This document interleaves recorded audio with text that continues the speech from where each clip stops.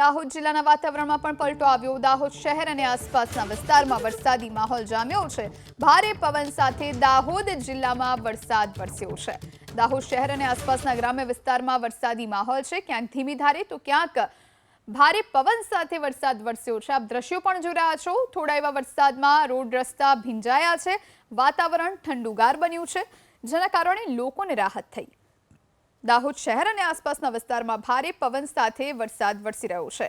અનેક એવા ગ્રામ્ય વિસ્તારો છે કે જ્યાં પણ પવન સાથે વરસાદી માહોલ જામ્યો છે।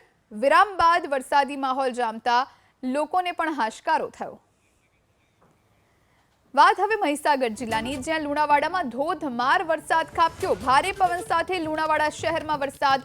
લુણાવાડા અને આસપાસના વિસ્તારોમાં ભારે વરસાદી માહોલ જોવા મળી રહ્યો છે। લુણાવાડા, બાબલિયા, લીંબડિયા, વીરપુર સહિતના વિસ્તારમાં વરસાદ। ભારે પવન સાથેના વરસાદથી ખેતી પાકને નુકસાનની શક્યતા છે।